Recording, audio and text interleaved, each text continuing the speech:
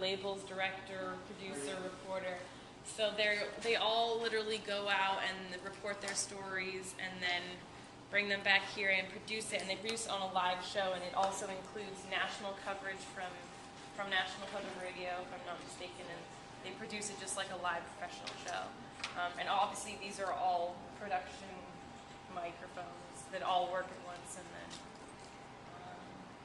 this is where I learned how to use Pro Tools. I don't know what software you guys use. So my opinion on American television media is that it's a terrific tool for connecting global audiences, whether it's geographically, socioeconomically, just bridging gaps, connecting people that otherwise would not be connected. So I think people's relationship with the news is changing with what we were talking about, social media networks like Twitter, where people will get their news in very different ways.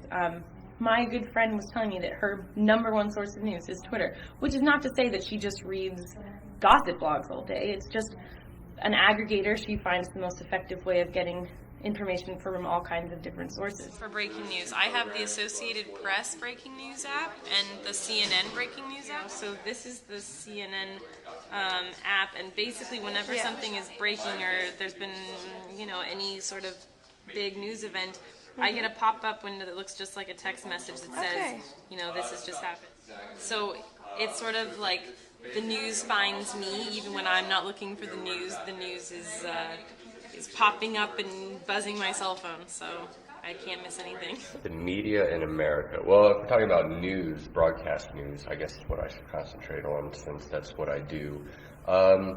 It's becoming more and more polarized, and I think it's driven by ad sales. The media's influence, I think, on the population, on its consumers, I think it can almost be self-fulfilling that people are buying news outlets or newspapers, magazines that they feel closely associated with. And so it's almost a self-fulfilling prophecy. Use Twitter as sort of like a news ticker, a news feed. I don't actually tweet that often, but following foreign policy issues, following think tanks, and news outlets for breaking news. I find that a really good way just to see what's going on. It's had a really exciting day. Did you guys watch Piers Morgan tonight? Do you know what that is? We're interviewing him for a story in our final project about what's happening in journalism now. So he's a pretty big television host on the cable network CNN here. So it was pretty exciting. We got all access, a lot of celebrities there. It was a pretty big day. And we got to interview him, which was great. Was just watching the footage in the edit bay. So how was Piers Morgan on camera? It was good. Like, he gave us good answers. Yeah. It was, there's some things going on. It was a little hectic, but it looks good. Good. I mean, it looks usable. Yeah, it's good. We're doing a project called Fast Forward News. That's what he's talking about. She came up with the title. That's my contribution to the project. His answer's just a lot about Twitter, a lot about social media. He uses it like crazy, and like he just kind of had some interesting takes. He was actually really funny. Like, he basically was like how it's like ruining his marriage.